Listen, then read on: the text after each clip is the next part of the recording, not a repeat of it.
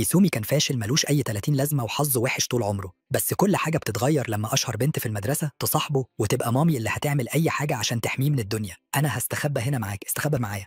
كل ده بدأ في أول يوم في سنته التانية وهو بيجهز عشان يمشي بدري ويروح المدرسة مع صاحبته. أهله ودعوه وهو مستعجل ومشي من البيت، ومامته قالت له ياخد باله من الطوب والعربيات ويخلي باله من نفسه، بس الغبي اتكعبل في طوبة أول ما نزل. وهو في طريقه عربية نقل طلعت دخان على وشه اللي ملوش لازمة، وعصفورة جت عملت حمام عليه بالظبط من وسط المنطقة كلها، وهو بيحاول يتفادى البراز اللي جاي عليه بالظبط. خبط في حبل ووقع على الأرض. قابل بعدها بشوية ست كبيرة بتعدي الشارع وقرر يساعدها، بس ده خلاه يتأخر مش أكتر، فجرى بسرعة وقابل بعد كده صاحبته الكيوت شيكاموري اللي كانت مستنياه أصلا. وهما ماشيين للمدرسة لاحظت شكله المبهدل وسألته لو كان يومه وحش تاني زي كل مرة. قالها متقلقيش لأنه خلاص اتعود على الحظ الوحش. وبعدين فكر بصوت عالي قد ايه هي كيوت حتى لو كانت بتجيب له الضغط احيانا. Emotional damage. شيكاموري اتغاظت لما سمعت كده وهو اعتذر بسرعه عن الزله دي، لكن حظ وحش تاني كان مستنيه. عربيه جايه كانت هتبعته لنيرفانا، بس شيكاموري انقذته بسرعه. اعتذر انه دايما بيورطها في مواقف حظه الوحش وسالها لو كانت كويسه، لكنها قربت وش ليها وهي بتقول له انه مش لازم يعتذر دايما، وقالت له يبطل يقلق عليها قوي كده. وده ايسومي لقاه كيوت قوي. لما وصلوا المدرسه شافوا زحمة عند لوحة إعلانات المدرسة بيبصوا عشان يشوفوا فصولهم الجديدة، وإيسومي قلق لأنه خاف إنهم يتحطوا في فصول مختلفة. بدأ يدعي لحكام الأنمي إنهم يطلعوا تاني في نفس الفصل السنة دي، وده خلى شيكاموري وشها يحمر، لكنها قالت له إن حتى لو طلعوا في فصول مختلفة هي دايما هتيجي تزوره. قربوا من اللوحة وبدأ إيسومي يدور على أساميهم، وإيسومي كان شايف HD، أما شيكاموري فكانت شايفة 144 بكسل عشان ما كنتش لابسة نظارتها.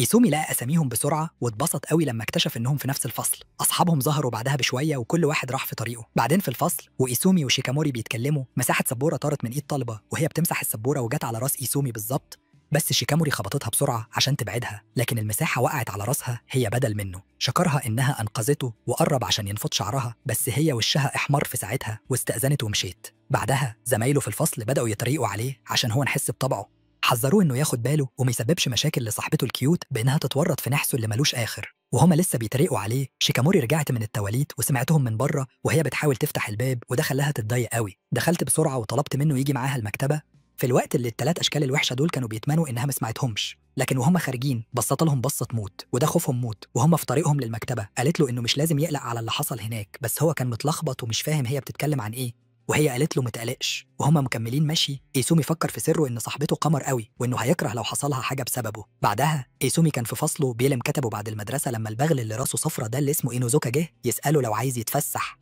هو رد انه كان بيفكر يخرج معاه اكتر السنه دي وده حمسه، فقرروا يروحوا يقولوا لشيكاموري على خططهم. لما قابلوها هي واصحابها قالوا انهم كمان كانوا لسه بيفكروا يخرجوا، فكلهم قرروا يروحوا سوا. وبعدين راحوا لمركز البولينج وهما بيستعدوا عشان يبدأوا عملوا تحدي وقالوا اللي هيجيب أقل سكور لازم يعزم الكسبان على حاجة، وهما وافقوا. في نفس الوقت أسومي سألت شيكاموري لو كانت لعبت بولينج قبل كده، وهي قالت لها مش قوي، وقالت إنها عملتها مرتين أو 3 بس قبل كده. هو رد إنه كمان جديد في الموضوع ده. المسابقة بدأت بسرعة وإنوسا رمى الكورة وقدر يوقع 7 بنات وده خلاه يتعصب. نيكو جه بعده وقدر يوقع 5 بس منهم. في نفس الوقت هاكاميتسو طلعت وبالعافية قدرت ترمي الكورة عشان كانت تقيلة قوي على الضعيفة اللي وزنها 5 رطل، بس الكل اتصدم لما هي لحسن حظها وقعت كل البنات. لما شاف كده ايسومي حس انه لازم يقدر يوقعهم هو كمان بما ان البنت الصغيره دي قدرت تعملها، بس ايسومي وقع بنه واحده بس في الرميتين وده خلى اصحابه يضحكوا عليه عشان هو كان مشهور انه خسران في كل حاجه. جه دور شيكاموري بعد كده وهي بتتقدم عشان ترمي، خافت ايسومي هيبص لها ازاي لو اتلخبط، بس هو فجاه شجعها وده حمسها وهي راحت وقعت كل ال10 بنات في كل رمياتها وده خلاها اعلى سكور في اليوم. هي اتحمست قوي وجت تعمل هاي فايف مع اسومي وده خلى اصحابهم يغيروا. بعد كده وهم مروحين بعد ما سابوا اصحابهم ايسومي سال شيكاموري عايزه ايه، بما ان الخسران المفروض يعزم اللي جاب اعلى سكور، بس هي قالت له انها مش عايزه اي حاجه تانية غير انها تمشي معاه للبيت. وهما ماشيين للبيت الهوا كان شديد قوي ورمى جرنال طاير ناحيه الفاشل اللي ماشي، بس شيكاموري انقذته بسرعه تاني. ايسومي استغرب وهو بيسال نفسه ازاي قدرت تعمل كده من غير ما تبص. وهم مكملين مشي هو اعتذر انه سبب لها مشاكل، بس هي فكرته انها قالت له ما يعتذرش على طول. هي ضافت انها اتعودت انه منحوس خلاص فما يقلقش من الموضوع ده. هو بعد كده كشف انه بس ما كانش بيحب الاحساس البائس اللي بيحس بيه لما هي كانت دايما لازم تحميه. شيكاموري وقفت فجأة وسألته لو كان حاسس وحش لما زمايله في الفصل كانوا بيتريقوا عليه المرة اللي فاتت. هو رد انهم كانوا بيقولوا الحقيقة في الاخر، وهو بيكمل كلامه عن انه عديم الفايدة ليها. يافطة وقعت فجأة من فوق مبنى وجت على راسه على طول، بس شيكاموري عملت فليب كيك جنوني وانقذته تاني. ايسومي ما بقاش عارف يتكلم وهو مصدوم من اللي لسه حاصل. هي مسكت ايده وقالت له كل اللي محتاج يعمله هو انه يفضل جنبها عشان هي هتفضل تحميه مهما الناس قالت. إيسومي اتحمس على طول وحس إن مشاعره زادت، بس هي اتحرجت لما أدركت إنها لسه عاملة اعتراف. بعد كام يوم كان يوم بطولة الألعاب الكروية، وإيسومي وإينوزوكا اكتشفوا إنهم هيلعبوا كرة قدم بينما البنات هيلعبوا كرة طايرة. هما الاتنين كانوا متحمسين قوي للموضوع ده، وأسامي كان بيتمنى إن محدش يتأذي المرة دي، بس إينوزوكا كان بيلمح عليه، خصوصا إن اسمه الأوسط كان باين عليه نحس. في اللحظة دي شيكاموري دخلت بتجري وسألت إيسومي ماتشات الكرة إمتى، وقالت إن الفولي هيبدأ الساعة 11، لكن أسامي رد إنه لسه ما شافش. فجأة لاحظ شعرها وهو كان شايفه كيوت، لكن إينوزوكا لفت نظره إن الشعر ده ممكن يصعب لعب الفولي، بس هي كانت لسه شايفاه كيوت. هو استأذن وماشي بعدها على طول، وشيكاموري خدت بالها إن جدول الماتشات كان متعلق على السبورة طول الوقت، بس الغبي ده ما خدش باله أبدا. في اللحظة دي أسامي قال لنفسه إنه كده كده مش هيكون مفيد في ماتش الكورة، عشان كده فكر إنه يعمل أقصى ما عنده عشان يساند صاحبته ويفضل شكله كويس قدامها، لكن خطته باظت لما خد باله إن ماتش الكورة والفولي كانوا في نفس الوقت تقريبا. لا يا رب أرجوك لا لا. شيكاموري عبرت عن إن ده معناه إنهم مش هيقدروا يكونوا موجودين عشان يشجعوا بعض. هي بعد كده بدأت تتكلم عن قد إيه هيكون صعب إن فصلها يكون هو الخصم بتاعها، واللي كان باين إن عنده لاعب جامد قوي في فريقه. لما سمع كده رو مسك إيديها وقالها إن حتى لو كانوا بعيد عن بعض هو هيشجعها طول الوقت، وده خلى خدودها تحمر على طول. ماتش الكورة بدأ بعدها على طول، والبطل اللي ملوش لازمة وما بيعرفش يعمل حاجة ده لاعب كأنه عنده رجلين شمال، لدرجة إنه وقع على الأرض في أول دقيقة، وده خلى شيكاموري تقلق. هي قررت إنها تعمل تعويذة سحرية زي ميرلين عشان تخليه يلعب أحسن، وفي الأول كان باين إنها نفعت لما جات له فرصة ذهبية إنه يجيب جون، لكنه شاط الهوا ووقع على الأرض زي الأهبل. ده خلى شيكاموري تحس إنها أسوأ على الزبالة اللي بتسميه صاحبها. في اللحظة دي وإيسومي بيرجع يقف بالعافية وبينفض راسه، الكورة جت طايرة ناحيته وهو ما يعرفش. شيكاموري نبهته على طول، بس كان فات الأوان وخبطته لدرجة إنه أغمى عليه. بعد كده في العيادة شيكاموري فضلت معاه وهو حس إنه وحش تاني، وسألها لو هي مش هتفوت ماتش الفولي بتاعها، لكنها قالت له إن لسه عندها وقت. في اللحظة دي هي بقت بتدلع ولمست شعره الطويل. هي لاحظت ندبة فوق حاجبه وسألت عليها. هو كشف إن كان عنده إصابات وحشة قوي في الماضي، وكان عنده إصابات في كل حتة في جسمه بما فيهم حاجته اللي تحت. بسبب حظه الوحش هي قالت له إنها مش هتتفاجئ بأي حاجة يقولها تاني بما إنه باين عليه إنه مر بكل حاجة. هي بعد كده قالت إنها دايما بتقلق عليه قوي، وطلبت منه يفضل جنبها على قد ما يقدر، وده خلاه يحس إنه هو البنت في العلاقة دي. هي قامت عشان تمشي بعدها على طول، لكنه حس بالكسوف وقالها إنه هو كمان يقدر يحميها. متأكد من الكلام ده فرجعت له وهي بتدلع وطلعت فوقيه. وشه أحمر وفكرها بماتشها، وهي ردت إنها هتستخبى تحت ملاياته وبعدين جنب حاجته الكبيرة، وده خلاه يتكسف أكتر. لكنها قالت إنها بتهزر بس ومشيت. بس وهي بتطلع بره هي اتكسفت قوي وهي بتتساءل هي إيه اللي عملته ده. ماتش الفولي بدأ بعدها على طول، وخصم شيكاموري بدأ يديهم علقة بسبب اللاعب الجامد قوي كاميا اللي كان في الفريق التاني. في نفس الوقت إيسومي رجع لملعب الكورة وطبطب على إينوزوكا اللي كان بيعيط عشان فريقهم خسر. بعد كده فكروا يروحوا يتفرجوا على ماتش الكورة الطايرة وراحوا هناك على طول، بس أول ما وصلوا هناك لقوا إن فصلهم كان بيخسر. معنويات الفصل كانت في الأرض أصلاً، والغبي الأهبل ده هاتاميتسو اللي كان المفروض يشجعهم ما كانش بيعمل أي حاجة. لما شاف حبيبته إيسومي شجعها على طول بأعلى صوته، وده خلاها تركز في اللعب فوراً. طريقة لعبهم اتغيرت بسرعة لما شيموري بدأت تلعب كأنها لسه ضاربة حاجة رخيصة، والماتش شغال. إيسومي فجأة لاحظ كاميا واتفاجئ، وده خلى إينوزوكا يسأله لو كان يعرفها، فرد عليه وقال أيوه. فريق شيكيموري اتعادل بسرعة وفي الآخر كسب، وده خلاهم متحمسين قوي. إيسومي جرى عشان يهنيها زي أي بوي فريند طبيعي، بس كاميا فضلت تتفرج من بعيد ومشيت. لما رجعوا الفصل كل الناس احتفلوا بشيكاموري على أدائها الرائع.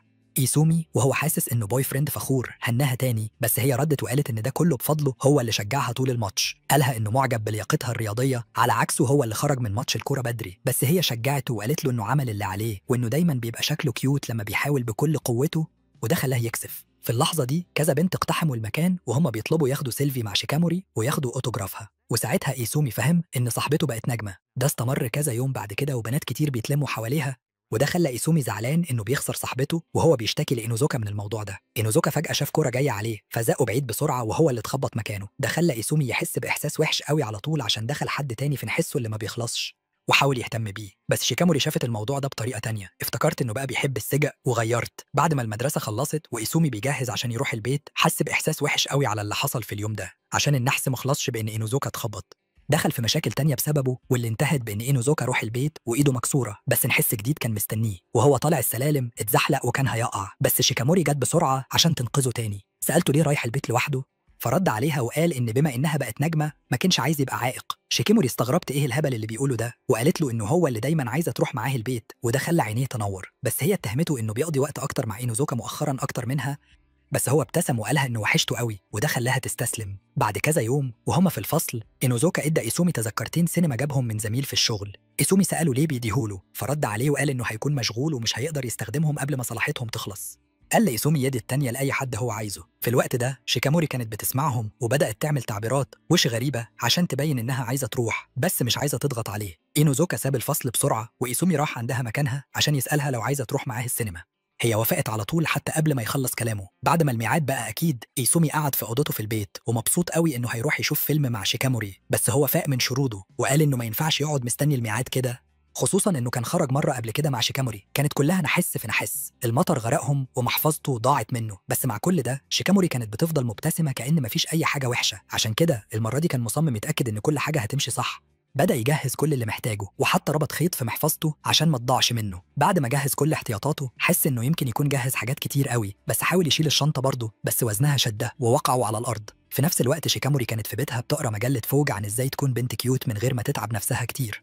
كانت قلقانة إنها ممكن ما تبقاش في أحسن شكل ليها، ولما شافت شوية نصايح قررت تجرب لبس مختلف. بس ما كانتش راضية عن أي حاجة. أخوها سمع الدوشة وجه يشوف إيه اللي بتعمله ده، قالت له إنها رايحة السينما بكرة مع صاحب، بس أخوها بقى فضولي يعرف مين الصاحب ده اللي خلاها مهتمة بفستانها قوي كده، بس هي قالت له مالكش دعوة. فمشي على طول وهو بيتمنى لها حظ سعيد. جه تاني يوم وإيزومي خرج من البيت بسرعة بس ما شالش الشنطة عشان الذراع بتاعها اتقطع أول ما جه يخرج. قابله شوية نحس في طريقه برضه، بس ده بالظبط اللي خلاه يخرج من البيت لأنه كان عارف إنه مغناطيس للنحس. شاف شيكاموري وجرى عليها مصدوم إنها جت بدري قوي عن ميعادهم. أول ما شافها تاه في جمالها وقالها إنها كيوت. في القطر إيزومي بدأ يتخيل إنه بيتفرج على أنمي رومانسي معاها، ولما وصل لمشهد بوس مسك شيكاموري وحاول يبوسها. شيكاموري بصت له ولما شافت وشه أحمر سألته لو كان عنده سخونية ولا حاجة، بس هو قالها إنه كويس. كان متحمس بس إنه رايح السينما معاها. لما وصلوا السينما بدأوا يفكروا يتفرجوا على فيلم إيه. إيزومي سألها إيه الفيلم اللي تحب تتفرج عليه، وهي ردت إنها موافقة على أي حاجة هو عايزها، بس هو قالها إنها كانت دايماً بتحطه هو الأول في كل حاجة زمان، بس المرة دي عايزها هي اللي تختار عشان عايز يتعرف عليها أكتر. وشها احمر وبعدين بشكل غير متوقع اختارت فيلم عليه صورة الجوكر على البوستر. ده صدم إيزومي لأنه ما كانش فيه أي احتمال إنها عايزة تتفرج على فيلم رعب. قالت له إنها شافت تقييمات حلوة قوي عن الفيلم على روتن توماتوز وإنها كانت نفسها تشوفه. إيزومي فكر في تجربته اللي فاتت مع فيلم رعب، ورغم إنه ما كانش بيحبه فكر في شيكاموري وهي بتحضنه من الخوف. دي كانت فرصته عشان يثبت إنه لسه عنده رجولة. لما فيلم الرعب بدأ الضعيف ده كان هيعملها على نفسه من الخوف، بس شيكاموري مسكت إيده عشان تطمنه وهو قبلها زي الأهبل. بعد الفيلم مستوى قلق إيزومي كان في السما وهي اعتذرت إنها اختارت فيلم زي ده، بس هو شكرها بدل ما يلومها على إنها كانت معاه وهو بيتفرج على الفيلم، وإلا كان أغمى عليه، وأضاف إن وجودها جنبه خلاه أقوى. بعد كده سألها لو عايزة تاكل حاجة وهي قالت فراحوا مطعم شيك في البلد. وهم هناك شيكاموري عجبتها أكلة معينة بس كانت غالية قوي، بس إيزومي قالها متقلقيش وقال إنه كان بيحوش لليوم ده بقاله فترة، بس لما برو دور على محفظته اكتشف إن محفظته اختفت تاني. استغرب إزاي ده حصل تاني مع إنه كان رابط المحفظة بخيط، واكتشف إن الخيط اتقطع وده خلاه في موقف وحش قوي. خرجوا من المطعم وإيزومي حاسس إنه عايز الأرض تنشق وتبلعه لأنه كان ناوي يعزمها كويس، بس شيكاموري فضلت الحبيبة المتفهمة زي ما هي. في اللحظة دي قابلوا أهل إيزومي فجأة واللي شرح لهم اللي حصل. ما استغربوش لأنهم عارفين إن ابنهم حظه وحش أكتر من توتنهام، بس عزموا شيكاموري على العشاء عشان يدولها اللي حبيبها اللي ملوش لازمة ما قدرش يديهولها. في البيت الأكل اتحط وشيكاموري كانت ممتنة لده، بس وهما بيستعدوا عشان ياكلوا شوكة غريبة طارت ناحية وش إيزومي، بس شيكاموري أنقذته تاني زي كل مرة وده خلاها الأسطورة. ده فاجئ أهل إيزومي وسقفوا لها، أكلوها أكتر وهي بتاكل وقالوا لها إنها مرحب بيها تاكل معاهم في أي وقت، وده خلاها وشها يحمر. بعد العشاء شيكاموري انضمت لأم إيزومي في غسيل الأطباق، وهما بيغسلوا أم إيزومي شكرت شيكاموري إنها اختارت تفضل جنب ابنها حتى بالرغم من خيبته. وبعدين بدأت تحكي إزاي إيزومي كان بيدخل في مشاكل كتير وهو صغير وده خلاه يتعرض لإصابات أكتر من نيمار. اتكلمت عنه أكتر وبعدين قالت لها إنها بتتمنى إن شيكاموري متفقدش صبرها مع إيزومي، وأضافت إنها عارفة إنها هتاخد نصيبها من حظه الوحش طول ما هي معاه. بس شيكاموري رفضت كلامها وقالت إنه صحيح إيزومي بيقع في مشاكل كتير بس هي عمرها ما اعتبرته فاشل، وأضافت إن كونه حظه وحش قوي كده مش عيب، لكن ده اللي خلاه طيب قوي كده. هو عمره ما اهتم بنفسه ودايما كان بيظهر اهتمام بالآخرين. وفي الآخر قالت إن إيزومي قوي ومثير للإعجاب قوي وإنها دايما هتحميه، وده خلى أمه متنطقش ولا كلمة. بعد كام ساعة صحوا النايم وهو اتفاجئ لما عرف إن شيكاموري اتأقلمت بسرعة قوي مع عيلته. بعدين وهو بيوصلها اعتذر لها على إنه بوظ اليوم، بس هي قالت له متقلقش وسألته بيحب أي نوع أفلام قبل ما تقترح إنهم يروحوا يتفرجوا على فيلم تاني في وقت تاني. بعد كام أسبوع إيزومي وأصحابه قضوا وقت عشان يقرروا هيروحوا فين في إجازة الصيف اللي جاية. وفي الوقت اللي كان حاسس فيه بحرارة الشمس بسبب حساسيته شيكاموري جاته معاها إزازة وده فاجئه. هاكاميتسو كمان عرضت عليه شمسية وهو قدر اهتمامها. في اللحظة دي نيكو رفعت إيدها وقالت إنها عايزة تروح البحر في إجازة الصيف، وده خلى شيكاموري تتحمس على طول. وهي بتراقبها أسونا أدركت إن إيزومي بيحب الصيف قوي بس هو زعل لأن البحر معناه حروق شمس ليه، وده خلى الأمور متتطاقش للآخرين، عشان كده كان دايما بيقعد تحت ظل طول الوقت. بس إينوزوكا اقترحت إنهم يروحوا النهر بدل كده بسبب حساسية إيزومي للشمس، والأنهار كانت بتبان أبرد. إيسومي اتفاجئ وبسرعة قالهم إنهم مش لازم يمسكوا نفسهم بسببه، بس إينوزوكا ردت وقالت إن الموضوع مش موضوع مسك نفس، كانوا بيراعوا الكل عشان يروحوا مكان الكل يستمتع بيه. أسومي اتفاجئ بحبهم ووافق يروح النهر، بس هاكاميتسو اعترض إن أسومي والنهر لسه تركيبة خطيرة، بس شيكاموري قالت لهم مالهمش داعي يقلقوا عشان هي كمان هتكون موجودة عشان تحميه. لما سمعت كده نيكو بدأت تتريق عليها عشان هي كيوت قوي وده خلاها عايزة تضربها. في نفس الوقت هاكاميتسو بتاعتها قالت إنها عايزة بس تريح في بيت حد والتكييف شغال على آخره، وده خلى الكل يضحك. بعد كام يوم جدول الامتحانات نزل، فميكو استغلت الفرصة دي عشان تخدع الباقيين وتوديهم مول بحجة إنهم رايحين يذاكروا. استغربوا إيه اللي بيعملوه هناك ده، وساعتها نيكو كشفت إن عشان الخروجة بتاعة النهر محتاجين مايوهات، بس إينوزوكا رد إن جيتس بس هو اللي بيلبس كده في النهر. نيكو اتغاظت من الكلام ده، بس إينوزوكي قالها إنهم في ورطة لو مذاكروش. في نفس الوقت شيكاموري سألت لو إيسومي هيعوم في النهر، بس هو افتكر فورا الدموع اللي اضطر ينزلها زمان وقال انه هيفوت. شيكاموري بصت له بصه جانبيه قويه وقالت ان ده خساره، وده خلاه يتوتر فورا. وبعدين اعلنت ان لو اسومي مش هيعوم هي كمان مش محتاجه مايو، فهاتيميتسو ونيكو سابوهم لاتفاقهم الكابلات العبيط ده. في نفس الوقت ومعاهم إينوزوكا بس اللي فاضل، شيكاموري احتارت يعملوا ايه بدل كده، بس فجأة لاحظت أسومي بيسيل لعابه على بوستر موديل لابسة لبس خفيف وغيرت. استأذنت ومشيت فورا وسابت أسومي مستغرب ايه اللي حصل، بس هي في الحقيقة راحت قسم المايوهات عشان تدور على نفس المايوه اللي كان في البوستر. لقت المايوه بسرعة ومسكته في إيديها، وفي اللحظة دي نيكو وهاتشيميتسو دخلوا. نيكو اتصدمت وبتتساءل لو كانت بتخطط تعمل أوديشن لدور في 50 Shades of Plot، بس ده خلى شيكاموري مكسوفة قوي وبدأت تضرب وهي بتحاول تشرح إن الموضوع مش زي ما هم فاكرين. كشفت إنها جت بس عشان تجيبه عشان أسومي كان باصص على إعلان بوستر كان معروض فيه، وده خلى نيكو والرخمة القصيرة اللي جنبها يبتسموا وبلغوها إن عندها عادة إنها عمرها ما بتحب تخسر. بس شيكاموري كانت محتارة هم بيتكلموا عن إيه، فنيكو قررت ترجع بالذاكرة لورا وهي بتحكي عن أول مرة شافتها قبل ما يبقوا صحاب. هي بصت بتركيز أكتر من فانز كندريك لامار في اللحظة دي، وبقى كل همها إنها تبقى صاحبة شيكاموري عشان كانت جميلة قوي. بس الفرصة اللي كانت مستنياها من زمان جت في ماتش كرة سلة كانوا بيلعبوا فيه ضد بعض، وقوة المنافسة خلتهم يبقوا صحاب. نرجع للحاضر، شيكاموري اتفاجئت باللي قالوه، ولما حاولت تتكلم نيكو زقتها وطلبت إنهم يروحوا يجيبوا لها مايوه حلو. في نفس الوقت إيسومي وإينوزوكو كانوا بيذاكروا رياضة في كافيه، وبعد شوية البنت رجعت ومعاها شيكاموري وشها أحمر كأنها لسه متجوزة لأول مرة. إيسومي لاحظ ده وسألها ليه هي مبسوطة، بس هي قالت له مش معنى كده إنها اشترت حاجة أو أي حاجة زي كده. يا عم إيه اللي بتقوله ده يا جدع؟ بس هو مصدقهاش عشان وشها كان باين عليه إنها بتكذب. تاني يوم بعد الامتحانات إيسومي روح البيت مع شيكاموري وهو بيعيط إن اليوم ده عشان كان حصل له سوء حظ تاني في الامتحان، كل أدوات الكتابة بتاعته اتكسرت في نفس الوقت وهو غرقان في الموضوع ده، وشيكاموري بتحاول تواسيه. كلب عشوائي شاف وشه اللي ملوش لازمة وبدأ ينبح عليه. بالليل متأخر دفن وشه في المخدة بتاعته وهو بيعيد التفكير هو غلط في إيه في حياته عشان تبقى حياته تعيسة كده. في اللحظة دي جات له مكالمة من شيكاموري اللي كانت عارفة إنه لسه زعلان ومكشر في سريره. أسومي حست بتحسن فورا لما قالت له إنها بس عايزة تسمع صوته، فراح لشباك أوضته وقالها تبص هي كمان على النجمة القطبية الجميلة اللي بتنور في السما فوق. ده خلاها تسأله لو بيحب النجوم، فرد عليها عشان لما كان صغير أبوه كان بياخده يتفرج على النجوم، بس بسبب هالة سوء الحظ بتاعته كانت دايما بتمطر لما بيروحوا، عشان كده عمره ما شاف أي مجموعات نجمية حقيقية. لما سمعت كده شيكاموري وعدته إنها هتاخده مكان يقدر يشوف فيه سما مليانة نجوم، بس هو رد إنه عايز ياخدها مكان هي عايزة تروحه، وده صدمها. وسألته ليه، هو جاوب إن ده عشان عايز يشوفها مبسوطة، وضاف إنها دايما كانت بتعمل حاجات عشانه، فعشان كده هو عايز يعمل حاجة هي عايزاها، بس هي قالت له إن مفيش مكان في دماغها، وده خلى إيسومي يفتكر إنها مش عايزة تروح معاه أي حتة. خيبة أملي لا توصف. هي كشفت إن ده عشان هي عايزة تروح أي مكان هو رايحه، بما إن أكبر متعة ليها بتيجي من إنها تشوفه مبسوط. إيسومي بدأ يعيط من كتر ما الإحساس ده كان لطيف، وهي قالت له إن الوقت جه عشان ينهوا المكالمة. هو بعد كده قال إنه حاسس أحسن بعد ما اتكلم معاها وكان بيتمنى يشوفها في اللحظة دي. ده خلاها حمرة زي الطماطم ونهت المكالمة بسرعة قبل ما تتلبخ. هي نامت في سريرها حاسة بفراشات في بطنها وركلت رجليها وهي بتتمنى إنها تشوفه هي كمان في اللحظة دي.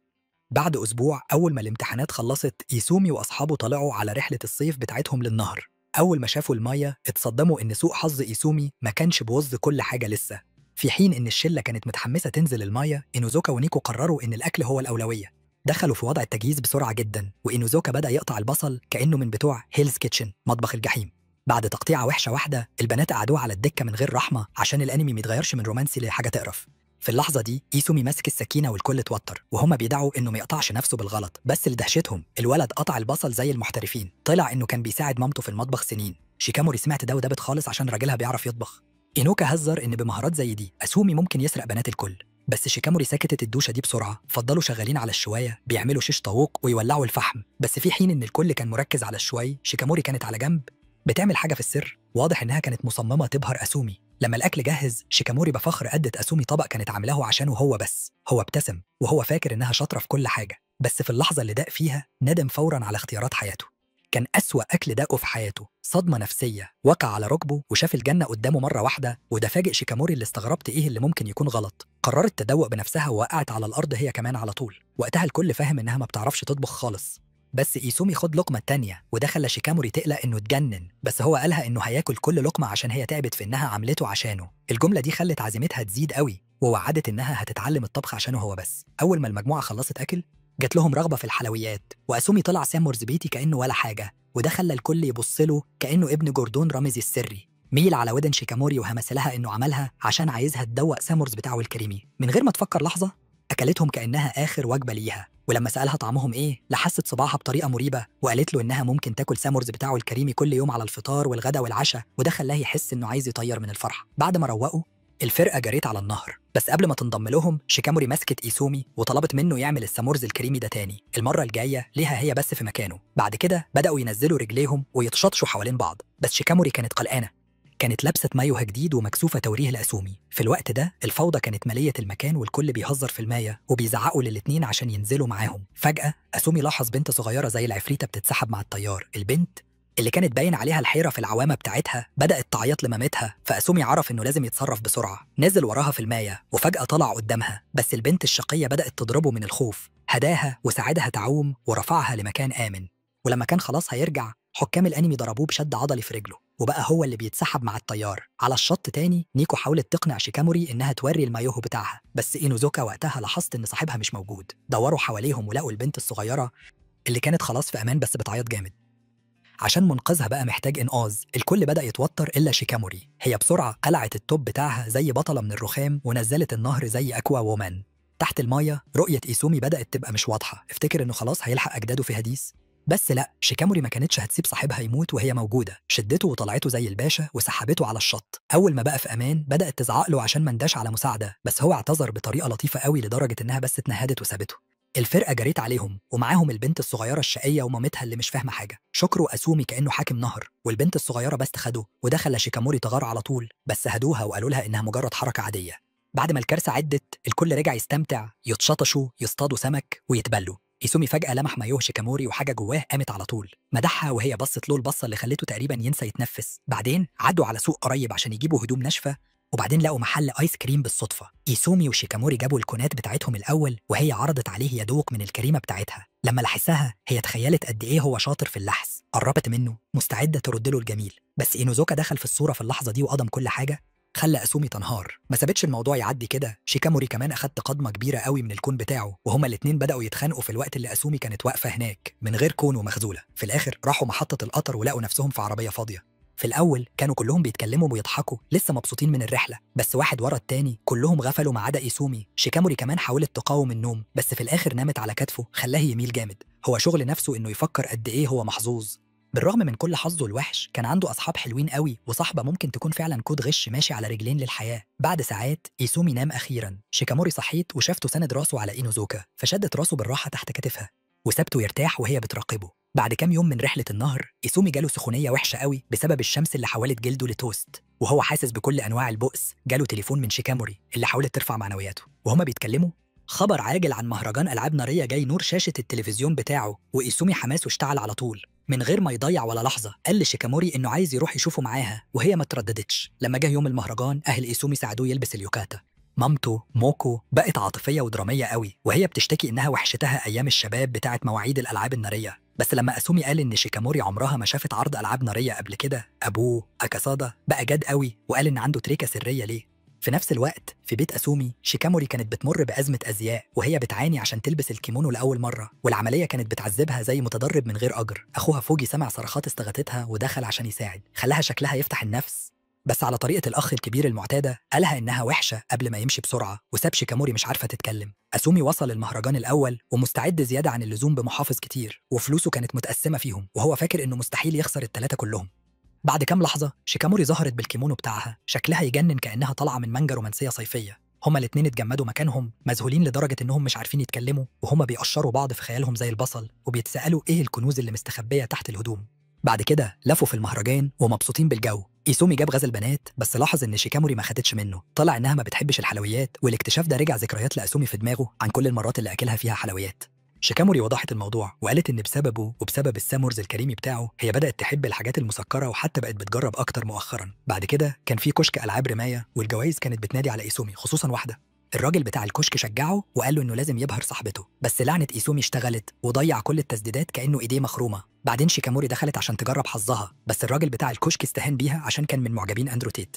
بس هي سكتته من غير ولا كلمة، خدت المسدس نشنت وجابت كل الأهداف بدقة كأنها اتدربت على إيد هيتمان، وده خلى الراجل كان هيغمى عليه. لكن لما خدت الجايزة بدل ما تحتفظ بيها لنفسها اديتها لإيسوما وقالت له يحتفظ بيها كتذكار منها، وده خلى الغبي اللي ما بيتكسفش ده وشه يحمر. في حتة تانية إنوزوكا ونيكو وهاتشيميتسو كانوا مراوغين في المهرجان برضه، ولما قابلوا الكابل بالصدفة البنات راحوا على شيكاموري على طول وكانوا منبهرين قد إيه اليوكاتا بتاعتها شيك. لما شافوا الشلة كلها اتجمعت، إينوزوكا بما إنها النشيطة اقترحت يلعبوا لعبة صيد السمك، ورغم إنها المفروض تكون ممتعة روح حولتها لمعركة. عند الكشك إينوزوكا اصطادت سمكة بسهولة لكن أسومي اتلخبط كالعادة، الشبكة بتاعته وقعت في المايه كأن ليها عقل لوحدها، وهنا شيكاموري دخلت مش هتسمح لراجلها يتهان من واحد راسه صفرة. بس للأسف إينوزوكا برضه كسبتها بسهولة عشان شيكاموري مش بتعرف تكسب خالص لما الموضوع بيتعلق بالدقة والصبر. نيكو وهاكاميتسو شافوا إن الألعاب النارية كانت هتبدأ، عشان كده نيكو حلت محل شيكاموري عشان متنساش السبب الأساسي اللي جت علشانه المهرجان، وهو إنها تتفرج على الألعاب النارية مع حبيبها. شيكاموري مشيت مع أسومي وكان لسه هيقولها على المكان السري لما الشبشب بتاعها اتقطع وهي ماشية، لكن إيسومي لقى لها حل. بس اللي حصل عشان شيكاموري رجليها عملت فقاقيع خلتها مش قادرة تمشي. سألته إيه خطته لكن هو قالها متقلقش عشان ما بقاش ممكن، بس هي أصرت إنه يقولها. فساعتها أسومي كشف عن السر اللي أبوه كان قاله عليه وهو بيجهز للمهرجان. أبوه كان قاله على مكان سري للمشاهدة مفيش فيه زحمة خالص ومنظره مثالي. لما أسومي سأل إزاي هو يعرف مكان زي ده أصلاً، موكو رمت قنبلة كده عادي، الظاهر إن ده المكان اللي هي وأكاسادا كانوا بيروحوه في السر لما كانوا بيحاولوا يجيبوه. لما سمعت كده شيكاموري بقت مهتمة تشوف المكان، بس أسومي رفض يسيبها تمشي وهي بتعرج. شيكاموري بان عليها الإحباط واقترحت إنهم يأجلوها للسنة الجاية، بس أسومي كان عنده خطط تانية، وطى وقالها تطلع على ظهره وتستمتع بالرحلة. هي طلعت ورغم إنها كانت صعبة في الأول هو قدر يستحمل وكمل، وهم ماشيين الألعاب النارية نورت السما وده خلى كل حاجة تحس إنها طالعة من حلم. لما وصلوا أخيراً للسلم الطويل اللي بيوصل للمكان، شيكاموري حست إنها تقيلة قوي، بس أسومي كمل بإصرار وعزيمة. سألته ليه بيتعب نفسه قوي عشان ده بس، وأسومي ادالها أحلى إجابة في حياتها وقال إنه بس عايز يشوف ابتسامتها طالعة من قلبها. لما وصلوا لفوق المكان السري كان زي ما توقعوا، وأسومي قعدها على بنش وهم بيتفرجوا على السما وهي بتنفجر ألوان. شيكاموري اعتذرت قلقانة إنه ممكن ميبقاش شايفها كيوت تاني، بس أسومي رد إنها هتفضل كيوت في نظره دايماً. بعدين إيسومي اعترف إنه زيها بالظبط، خايف إنها ممكن تفتكره ممل عشان كده مطلعهاش المهرجان السنة اللي فاتت. شيكاموري هي كمان كشفت إنها كانت مستنية دعوته وده صدمه، بس هي ضافت إن كل ده مبقاش يفرق عشان هي أخيراً هنا عايشة اللحظة معاه، وشكرته إنه خلاها سحرية. أول ما العرض خلص أسومي شالها تاني وكانوا مستعدين ينزلوا السلالم الطويلة، بس شيكيموري كان قلقان إن لسه في حيل، وهو بيحاول ينزل اتزحلق، بس أبوه فجأة ظهر زي السوبر هيرو وأنقذهم هما الاتنين من إنهم يتفرتكوا. مودوكو كانت هناك برضه مبتسمة كأنها لسه مخلصة مشاهدة الكدراما المفضلة بتاعتها. طلعوا كانوا بيراقبوا الميعاد كله من ورا الكواليس. أكاسادا شال العصفورين دول وقال إنه هيوصلهم البيت، وهما الاتنين شكروه على مكان الميعاد الأسطوري ده. بعد كام أسبوع كان ترم جديد والمدرسة بدأت تستعد للمهرجان الثقافي. في الوقت اللي أسومي كانت في مجموعة تصميم الأزياء بتخيط أقمشة، شيكيموري كان في مجموعة الملعب الكبير. لاحظ إنها بتضحك مع الشباب التانيين وبقى يغير وفاكر إنها أكيد كانت بتتبسط من غيره. السنة اللي فاتت كانوا هما الاتنين في نفس المجموعة وده إداله فرصة إنه يبقى قريب منها ويتكلموا كتير. أول ما إيسومي كمل شغل على القماش بتاعه هو كمان بدأ يستمتع بوقته مع البنات اللي في مجموعته. لما شافته شيكاموري بدأت تغلي. إينوزوكا ونيكو دخلوا في اللحظة دي، وإينوزوكا خاف لما شاف شيكيموري بتبصله بصة موت، وده خلاه يستغرب هو عمل إيه. بعد كام يوم في أول يوم للمهرجان الثقافي إيسومي راح المدرسة، وأول ما دخل من بوابة المدرسة ادوله رقم 44 على كارت واللي افتكروا رقم نحس، بس فضل مستغرب انهم بيلعبوا نفس اللعبه السنه دي زي السنه اللي فاتت. بعدين لما الحدث بدأ بجد أسومي لبس زي ليون وفاكر انه شبه موفاسا، بس اصحابه قالوا له انه خلى وشه اوحش من الاول. بس هو ما اتضايقش لانه هو كمان كان عارف انه كان على بعد درجتين بس من انه يتلخبط بينه وبين جولوم. في اللحظه دي شيكاموري ظهرت وهي حاسه انها مش واثقه في فستانها، بس أسومي قالها انها شبه سنينادي وده خلاها مبسوطه. هي كمان نفخته، هو كان شبه تنشن بس النسخة الرخيصة. بعدين لما الدنيا زحمت أكتر وكل واحد راح يشوف شغله أسومي راح يلف، بس سوء الحظ كان مستنيه كالعادة وهم شايلين طلب لترابيزة، زبون بالغلط وقع منديل في طريقه وده خلاه يتكعبل، بس ملكته والكوتش بتاعه اللي بيلمع أنقذوه بسرعة وده ضحك اللي بيتفرجوا. في اليوم التاني للمهرجان الثقافي إيسونو اتكلف إنه يشتغل في المكتبة وهو رايح هناك كان بيتمنى إن الشريك التاني اللي اتكلف هناك يكون في نفس سنه عشان هيبقى محرج يقضي 3 ساعات مع حد غريب. هو دخل المكتبة بسرعة واتصدم إن شريكته كانت كاميا. قالها إنه مبسوط إنها حد يعرفه، وهما بيرصوا الكتب على الرفوف. بعدين حكى لها إزاي اتقابلوا السنة اللي فاتت. هو كان عرفها عن طريق لجنة المكتبة السنة اللي فاتت، وكان يعرفها إنها نجمة فريق الكرة الطائرة. السنة اللي فاتت كانت في الفصل اللي جنب فصل إيسومي، عشان كده كانوا بيعملوا واجب المكتبة سوا. الواد كان متوتر قوي في الأول، بس كاميا سهلت عليه إنه يتكلم معاها. دردشوا وهم بيرصوا الكتب، وإيسومي سألها فصلها هيعمل إيه للمهرجان الثقافي، فردت عليه إنهم هيعملوا كهف زي فصل إيسومي بالظبط. هو علق وقال إنهم أكيد بيعانوا جامد من غيرها هناك، وهي أكدت ده بإنها قالت له إن الناس عيطت وهي بتحاول توقفها عشان ما تمشيش اليوم اللي قبله. استكمالاً للموضوع، إيسومي اتكلمت عن شعبيتها مع الطلبة الأصغر منها في البطولة الرياضية، وهي ردت وقالت إن الفوضى اللي كانت بتواجهها معاهم دايماً خلتها تقدر الهدوء والسكينة اللي المكتبة بتجيبهم. قبلها ب 18 شهر لما أساومي دخل المكتبة لأول مرة، قابل كاميا وبدأ يتصرف زي روبوت معطل من كتر توتره وهو بيكلمها. الأهبل ده خبط راسه في المكتب بسرعة من كتر توتره، وكاميا قالت له يروق بما إنهم في نفس السنة الدراسية في الآخر.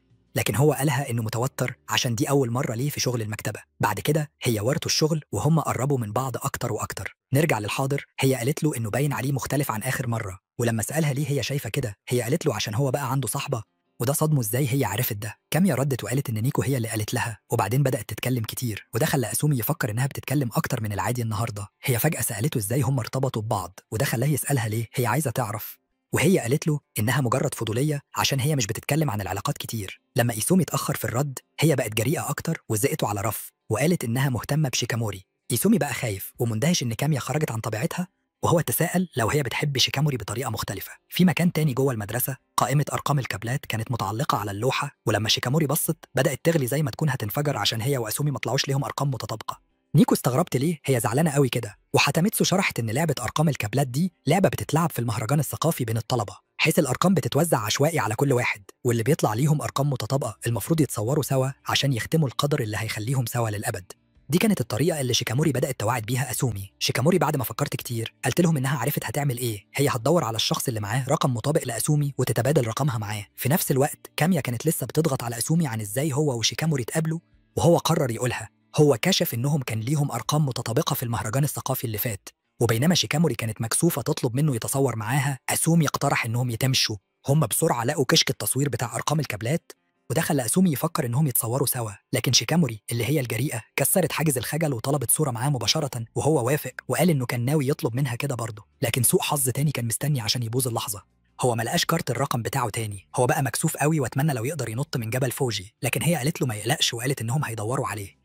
هو اعترض في الأول وقال إنه مستحيل يلاقي حاجة هو ضيعها خلاص، بما إن دي مش أول مرة تحصل معاه. لكن هي قالت له إنهم هيغيروا ده، وده فاجئه. بعد ساعتين من البحث اللي ملوش فايدة، هم قابلوا رئيس اللجنة، وبعد توسلات كتير هو كتب له رقم تاني، وهم قدروا يتصوروا صورتهم بنجاح. بعد كده أسومي فكر إنه شاف واحدة تنفع زوجة وجمع شجاعته عشان يطلب منها تخرج معاه. كاميا اتحمست قوي وقالت إن دي كانت أحلى قصة حب شبابية سمعتها في حياتها. في نفس الوقت ده اتكشف بسرعة إن كاميا طلع معاها الرقم المطابق لإيسومي السنة دي، وبعد كده كاميا دخلت في دوامة عالم كانت فيه أميرة والكل بيعجب بيها ومحاطة بناس كتير. قلبها كان بيحن في صمت الأمير واحد بس، أسومي. كانت بتراقبه من بعيد لبعيد، وكانت مشاعرها مسكاها وما قدرتش تعبر عنها، بس القدر كان أسرع من شجاعتها، وقبل ما تقدر تعترف أميرة تانية دخلت على الخط، شيكيموري اللي ادعت إنها ملكة قلب إيسومي. كاميا ردت بابتسامة هادية وبعيدة بتخفي وجع الحب اللي ما اتقالش. وهكذا نزل الستار وسابها ورا الستار في صمت. رجعت المكتبة وجابت سيرة فيلم رومانسي خيالي لسه نازل جديد، وسألت إيسومي إذا كان شافه. لا، ما شافهوش. بفضول سألها إيه رأيها فيه. بضحكة ناشفة ردت وقالت إن الناس اللي بتتعلق بقصص زي دي وبتتمنى إن الحب يظهر فجأة في حياتهم، هم نفسهم اللي في الآخر بيكتشفوا إن الأحلام مش دايما بتتحقق. في اللحظة دي نيكو دخلت المكتبة، وأول ما شافت كاميا طلبت منها تطلع بره. كانت شيكيموري مستنية بره، واللي طلبت بتردد إن كاميا تبدل معاها أرقام الشريك. كاميا سألت باستغراب ليه. شيكيموري وضحت إن كاميا كان معاها رقم أسومي، مع إن ده كان باين عليها إنه بيوجعها. كاميا سلمت الرقم من غير أي مقاومة. لما أسومي طلع بره وشاف شيكيموري، الدهشة بانت على وشه. كاميا قالت له إنه ممكن يسيب شيفت شغله ويروح معاها، بس هو هز راسه بالنفي وأصر إنه مش عايز يسيب كاميا تشتغل لوحدها. خدودها احمرت وقلبها دق بسرعة، وده اللي شيكيموري لاحظته. كانت شايفة كل حاجة بوضوح، وبينما أسومي كان بيخلص شيفت شغله، شيكيموري ونيكو فضلوا قاعدين في المكتبة. في الوقت ده شيكيموري كانت بتلاحظ دايما لغة جسد كاميا كل ما كانت بتقرب من أسومي. بعد الشغل إيسومي مشي مع البنات، بس كاميا فضلت ورا، ربطت شعرها لورا ورجعت فصلها. هتافات ومجاملات استقبلوها لما رجعت، وبينما كام ولد مش حلوين ومفيش أمل فيهم كانوا بيفكروا يطلبوها للخروج، البنات كانوا واقفين طوابير عشان يتصوروا سيلفي معاها. ومع ذلك عقل كاميا كان في حتة تانية مركزة على اللحظات الهادية دي في المكتبة مع أسومي. حست إنها مش قادرة تستحمل، فاستأذنت وطلعت على السطح عشان تاخد نفسها. هناك فكرت في شيكيموري، مش بغيرة لكن بإعجاب. شافتها كواحدة شجاعة بما يكفي إنها تعبر عن مشاعرها بصراحة، وده اللي كاميا عمرها ما كان عندها القوة تعمله. وكأن أفكارها نادتها، شيكيموري ظهرت على السطح ورجعت لها رقم الشريك، وده صدم كاميا. شيكيموري اعترفت بهدوء إنها عارفة كاميا بتحس بإيه ناحية أسومي، وده فوراً فكرها بذكرى من الماضي. من حوالي سنة رف كتب في المكتبة وقع بسبب حظ أسومي السيء، وهما بينضفوا الفوضى دي إيسومي قال عليها إنها شخص كويس، وده صدمها لأن محدش قبل كده قالها الكلمة دي. افتكرت إزاي اللحظة دي خلت قلبها يوجعها بطريقة غريبة قوي.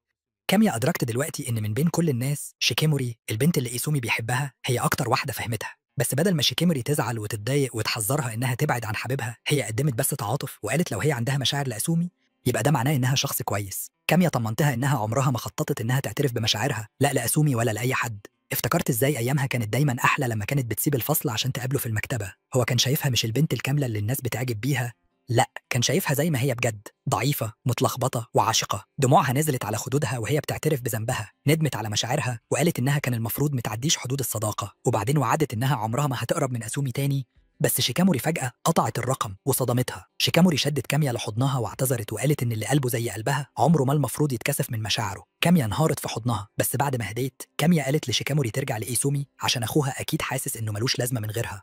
وهي بتتفرج عليها وهي ماشية شافت أميرة كسبت قلب الأمير وهي فضلت المنسية، ومع ذلك ابتسمت وكانت مبسوطة بجد إن حد طيب زي شيكاموري جنب جاسومي، وتمنت لهم هما الاتنين السعادة. تاني يوم أسونا كانت مشغولة بتختار هدية عيد ميلاد لشيكاموري، وده كان كمان بيصادف ذكرى مرور سنة على علاقتهم. صاحب المحل اقترح لعبة، بس أسونا كانت بتدور على حاجة تانية أحسن. في المدرسة المهرجان خلص بسلاسة، وبعده كان في حفلة بعد المهرجان. هناك هاتشيميتسو سألت شيكاموري بفضول إنها توريهم صورة أعضاء الكابلز بتوع السنة دي، بس هي قالت لها إنها مبقتش معاها، وده فاجئ الكل إزاي بنت حلوة ممكن تكون مهملة للدرجة دي. بس هي طنشت الموضوع وقالت إنها ببساطة ضيعتها. بعدين في نفس الليلة إيسومي عزمها على البارك، وهناك أداها علبة هدية صغيرة.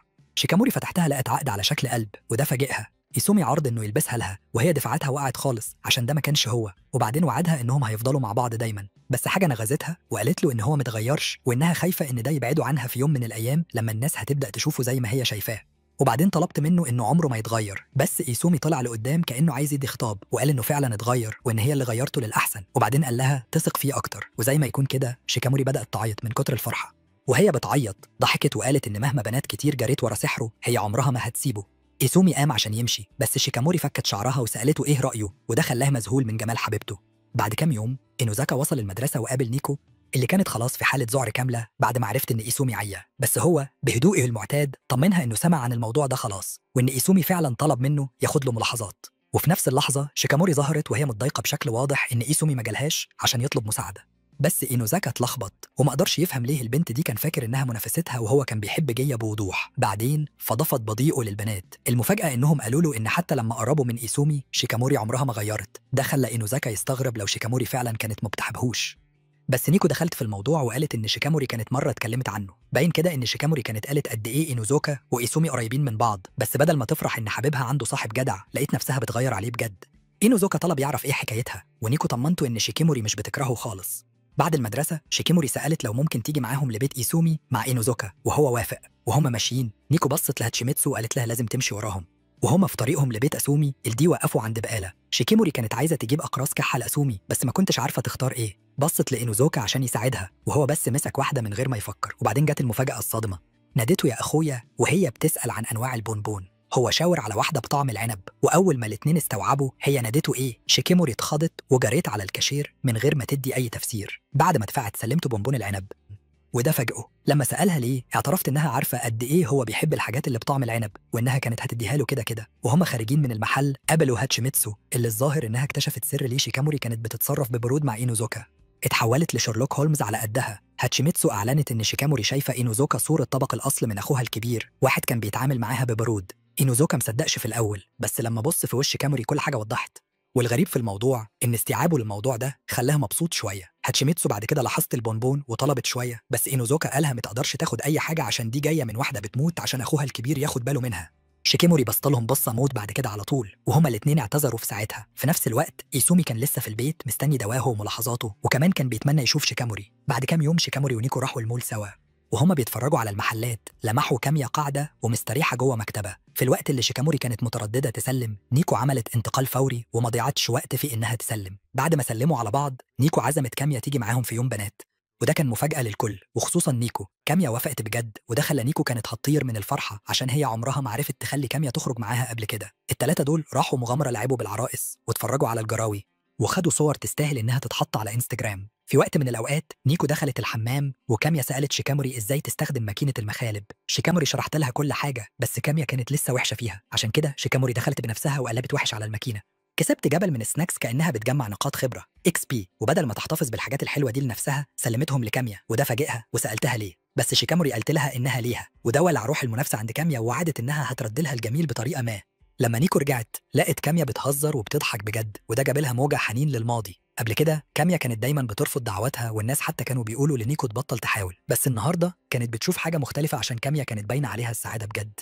بعد كده لقوا نفسهم قدام ملعب كرة سلة، بس أول ما كانوا هيبدأوا يلعبوا ظهر 2 أغبياء غريبين وقالوا لهم يمشوا عشان هم حاجزينه. البنات وافقوا يمشوا، بس بعدين العيال المستفزين دول اتحداهم على ماتش عشان يصفوا حساباتهم. دول حتى بدأوا يتريقوا على شيكاموري واصحابها ويقولوا إنهم كانوا وحشين قوي وهم بيتولدوا. الدكتور قال إحنا عملنا اللي علينا. الكلام ده ولع نار في شيكاموري وكاميا اللي وافقوا على التحدي فوراً. أما نيكو اللي ما كنتش بتعرف تلعب خالص قامت بدور الحكم وبدأت الماتش. العيال المستفزين دول قاوموا على قد ما قدروا، بس شيكاموري وكاميا مسحوا بيهم الأرض. بعد الماتش الأعداء بقوا صحاب وكلهم خدوا سيلفي جماعي. بعدين وهما بيستعدوا عشان يروحوا البيت، كاميا طلبت إنها تبقى صاحبة شيكاموري وهي وافقت بفرحة. وهما راجعين نيكو لفتت نظرها إن كاميا شكلها متغير عن الأول، وكاميا اعتذرت إنها كانت بترفضها دايما زمان. نيكو قالت لها إنها شخصية كويسة، وده خلى كاميا وشها يحمر غالبا عشان فكرها بأسومي. نيكو قالت لها إنها عايزة تتعرف عليها أكتر، وكاميا طلبت منها تسألها أي حاجة عايزة تعرفها. ما كنتش عارفة تسأل إيه. نيكو سألتها كده بالصدفة عن أحلى سناك بتحبه، وده فاجئ كاميا وهي بتتساءل هو ده اللي كانت عايزة تعرفه. بس كاميا كشفت إنها ما كانتش بتحب أي حاجة معينة غير السجق الكريمي. بعدين نيكو سألتها لو كانت تعرف أسومي كويس وإنه كان بيصاحب شيكاموري. في اللحظة دي لقطت نظرة قوية على وش كاميا، وفجأة سألتها مين اللي غيرها كده. كاميا ما ردتش رد مباشر، بس قالت إن في حد قالها مرة إنها تتمسك بمشاعرها ويمكن في يوم من الأيام تقول لنيكو مين هو. ابتسمت لنيكو ابتسامة رقيقة عمرها ما شافتها قبل كده، وهما الاتنين جريوا ناحية الغروب. ونيكو كانت بتتمنى إن كامي في يوم من الأيام تبتسم مش بس بوشها، لا بقلبها كله. شهور عدت وكده بالظبط أوتن جه والمدرسة كانت بتستعد لمهرجان الرياضة. فصل إيسومي اختار المشاركين في سباق التتابع بالقرعة، ولما جه الدور على أسومي عشان يسحب، الراجل همس بدعاء لحكام أنهم عشان ينجوه، بس الحكام دول ما بيسمعوش لحد خالص، خصوصا لما تكون بطل القصة ملوش لازمة. بعد كده على طول هاكاميتسو خدت دورها وكانت يائسة بنفس القدر إنها ما تتختارش، بس للأسف هي كمان اتختارت غصب عنها. بعدين طالب تاني تختار، بس شيكاموري طلبت منها تبدل معاها عشان تجري جنب إيسومي. لما شافوا التشكيلة الصغيرة دي بتتكون، نيكو وإينوزوكو كمان دخلوا طوعية عشان تبقى لحظة فريق ويتبسطوا.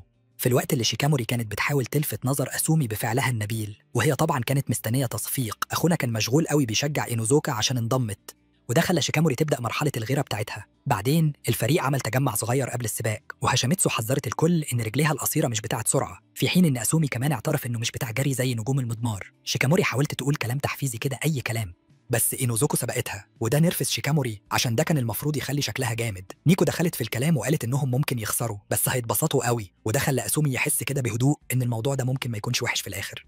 التدريب بدأ على طول ومعنوياتهم كانت عالية ما عدا هاتشيميتسو اللي كانت مقتنعة خلاص إنهم كلهم هيخسروا. حددوا أماكنهم في سباق التتابع وبدأوا يتدربوا. في الأول كل حاجة كانت ماشية تمام لحد ما رجلين هاتاميتسو الصغننين بدأوا يتحركوا بالبطيء، وفي اللحظة اللي سلمت فيها العصاية لأسومي الغبي ده اتكعبل ووقع على وشه، بس هو قام تاني وكمل جري، وده فاجئ هاتاميتسو وحست بشوية أمل. بعد ما خلص تدريب، إيسومي وهاتاميتسو كانوا باينين كأنهم اتسحلوا في 10 جولات من خناقات أنمي حشو، في حين إن باقي الفريق كان لسه نشيط وفايق، ومع ذلك إينوزوكا والشلة طمنوهم إنهم هيغطوا عليهم. في نفس الليلة بعد ما الباقيين مشيوا، إيسومي طلب من هاتاميتسو إنها تفضل وتكمل تدريب بما إنهم كانوا أضعف ناس في المجموعة، وهي وافقت. ضغطوا على نفسهم جامد لحد ما الاتنين وقعوا من الإرهاق. إيسومي شكرها إنها فضلت معاه، وهاتشيميتسو اعترفت إنها في الحقيقة بتكره الجري، بس عشان هي عايزة أصحابها يبقوا مبسوطين هتفضل تجري عشانهم هم بس. بعد كام يوم جه يوم المهرجان الرياضي بتاع المدرسة. لما أسومي بص على هاتاميتسو قدر يعرف إن روحها كانت طالعة خلاص. أول حدث كان معركة الفرسان، وشيكاموري اللي كانت بتتفرج من على الخط انبهرت بالرجولة العفوية بتاعت إيسومي، بس للأسف خسروا خسارة فادحة. اللي بعده كان رمي الكور، وهاتشيميتسو شاركت ولسه شكلها من غير روح.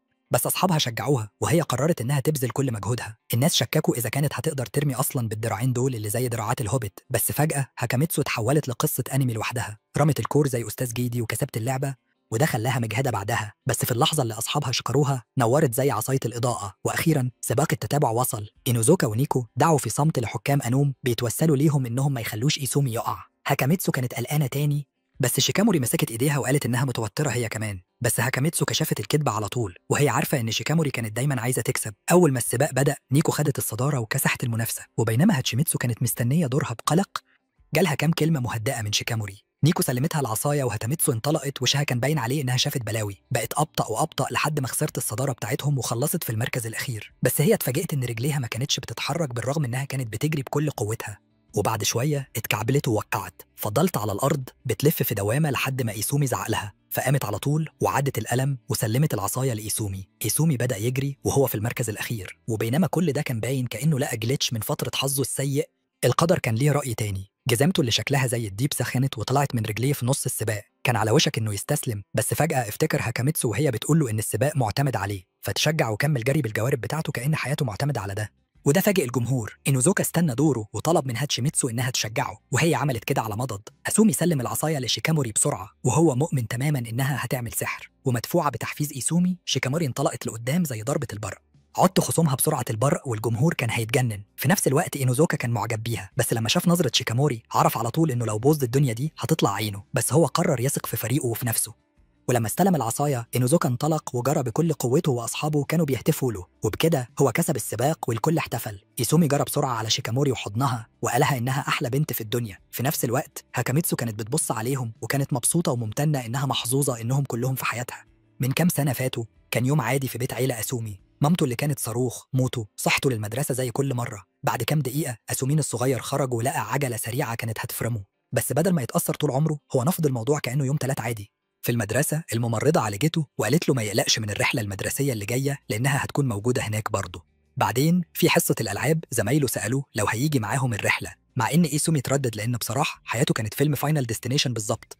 هم طمنوه إنهم مش فارق معاهم الخطر، بس وهم مروحين البيت سوا بعد المدرسة دبدوب عملاق كان هيقطع رقبة واحد من العيال نصين، وأسومي ما كانش محتاج عراف يقول له إن اللعنة بتاعته هي السبب، فعشان كده بدل ما يروح الرحلة الولد راح معبد وترجى الحكام ان الكاس ده يعدي من عليه. نرجع للوقت الحالي. أسومي كان مروح البيت مع شيكاموري وبيقولها قد ايه كان حلو انه يقضي وقت معاها. طلب منها تخرج معاه تاني وقال ان بقالهم كتير ما خرجوش سوا. في الاول اقترح يروحوا سبا وشيكاموري وافقت، بس بعدين غير رايه وجاب سيره الملاهي لما وراها فيديو الاتنين بيبوسوا بعض في الملاهي. يا سلام بقى، شيكاموري فجاه اهتمت بجد لانها من جواها كانت فضوليه تعرف طعم لسانه ايه.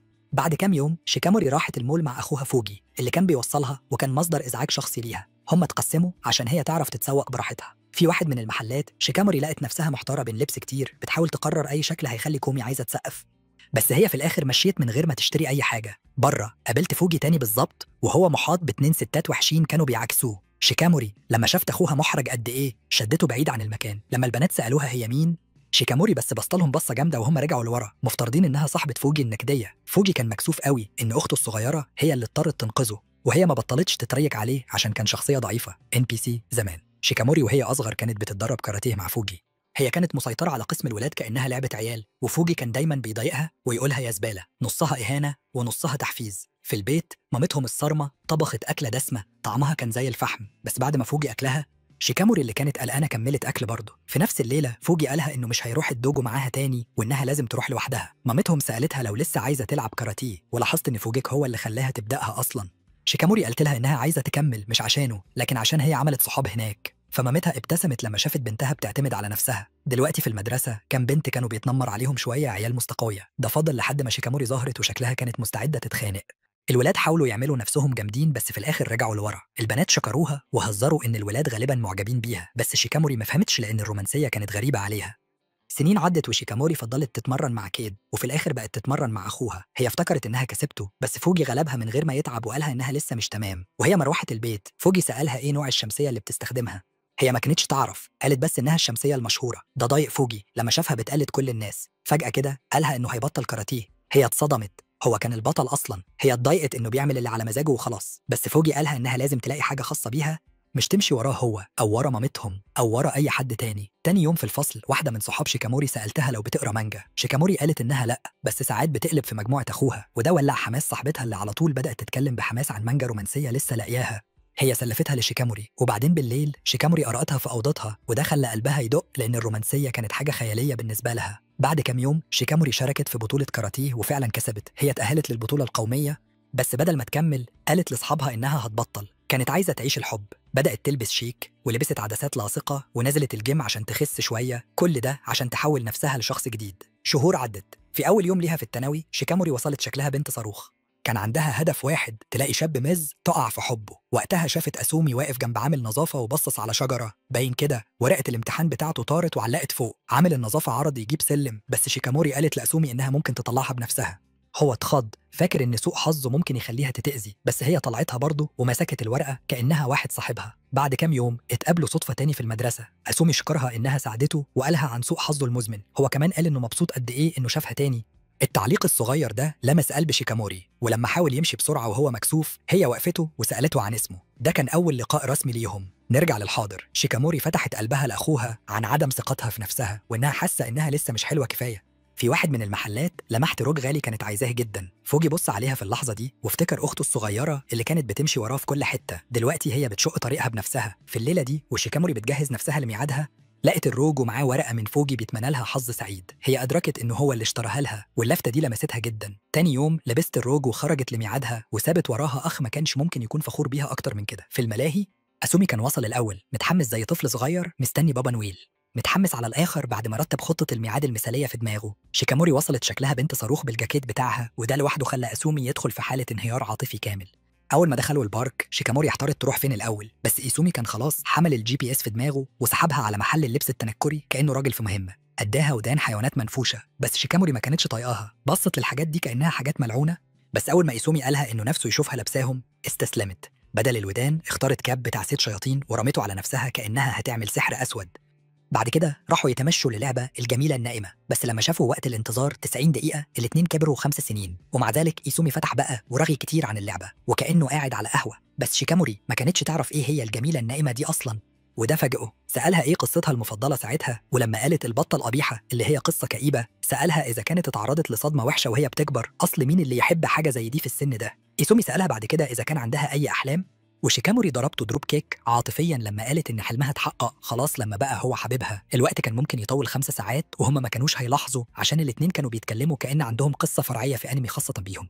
لما ركبوا اللعبة أخيراً شيكاموري انبهرت بالحكاية عشان ما كانتش شافتها قبل كده. في نفس الوقت إيسومي زهق لدرجة إنه نام في نص اللعبة، ولما الأمير قرب عشان يبوس الأميرة بوسة الحواديت شيكاموري بصت بسرعة على أميرها النايم جنبها وحاولت تقلده، بس الست الظريفة دي اللي بتعمل شغلها قطعت عليهم. بعد كده إيسومي اقترح يختاروا لعبة فيها صدمات أقل، بس شيكاموري كانت خلاص دخلت في المود. قالت له إن أي لعبة تمام معاها وإنه مش هيضر لو ركبته زي الحصان. جريوا كأنهم يانجون بيطارد عربية آيس كريم، ودخلوا كل لعبة كأن معاهم تذكرة دخول مفتوحة. بس بعدين الكون قرر يقلب عليهم. حجز العشاء الفخم اللي إيسومي عمله اتلغى عشان المطعم لخبط الدنيا. وفي الوقت اللي كان فاكر إن جو العشاء كله باظ المطعم فاجئهم وقعدهم على ترابيزة VIP كانت شكلها زي ركن الأكل الشخصي بتاع جيف بيزوس. بس الاتنين حسوا إنهم مش في مكانهم، خصوصاً إيسومي بالجاكيت بتاعه اللي شكله مضحك واللي كان بيصرخ لبس على قد الإيد. لما الأكل جه أخيراً هدأ أعصابهم. شيكاموري بصت في عينيه وقالت له يقولها شايف إيه فيهم. الواد ده كان بيترعش بس في الآخر قال إنه شايف نفسه في عينيها، وده خلى شيكاموري تسيح أسرع من الزبدة في الميكروويف. بعدين عكس الكلام وقال إنه مش شايف غيرها هي، وساعتها هي ساحت خالص. بعد العشاء إيسومي سألها عايزة تعمل إيه تاني، وشيكاموري وهي حاسة إنها متحفزة قالت له إنها عايزة تعمل اللي كان في الإعلان. هو رد وقال على طول من غير ما يعرف هي قصدها إيه، ومسك إيديها فاكر إنها لقطة مسك الأيادي. يا عم بقى، في الوقت اللي هي كانت فاكراه موافق يبوسها زي الإعلان هو فجأة سألها عايزاه يوصلها فين، وده خلاها تتضايق. ومع ذلك هي وافقت وطلبت يروحوا مكان حلو يتكلموا فيه. ساعتها الغلبان ده أدرك فجأة إنه بوظ الدنيا خالص. بعد كده ركبوا مركب عشان يتفرجوا على منظر الليل وبيحاولوا ياخدوا سيلفي حلوة، بس النور قطع فجأة وخلى المكان كله ضلمة كحل. طلعوا موبايلاتهم عشان ينوروا وهم ماسكين ايدين بعض. شيكاموري باست ايده، قالت انها حست ان ده حلم عمرها ما كانت عايزة تصحى منه. كان فيه هم بس والنجوم. إيسومي اللي كان خلاص دخل في مود البطل بتاع القصة باس خدها وهمس انه بيحبها وعايز يبقى معاها للأبد. النور رجع بس شيكاموري رفضت تسيب حضنه، مكلبشة في خيالها كأن الدنيا هتخلص. تاني يوم إينوزوكا لاحظ إن أسومي شكله متغير، كأنه اتظبط نفسياً. إيسومي بدأ يعلق من جوه بيعيد شريط اللي حصل ليلة امبارح. في نفس الوقت هاتشيميتسو ونيكو زنقوا شيكاموري زي ال FBI وهم في مهمة. هاكاميتسو خمنت إن إيسومي ممكن يكون بسها ونيكو اتجننت وهي بتزعق إنها هتبقى خالة قريب. بس لما شيكاموري حكت اللي حصل في الآخر، هما الاتنين اتضايقوا إن حبيبها الأهبل بس خدها بس وما بسش بوسة بجد. بعدين شيكاموري قالت إنها عايزة تفتح قلبها ليه أكتر وتقرب منه أكتر وأكتر وتبني حاجة حقيقية للمستقبل أو أي هبل كانت بتقوله. النهاية، لو عجبك الملخص ده دوس لايك واشتم البطل بتاع القصة زي أي فان حقيقي، وكمان اشترك في القناة لو لسه ما اشتركتش عشان تشوف مغامرات أكتر مليانة أحداث. لو بتحب ملخصات الأنمي اللي زي دي اتفرج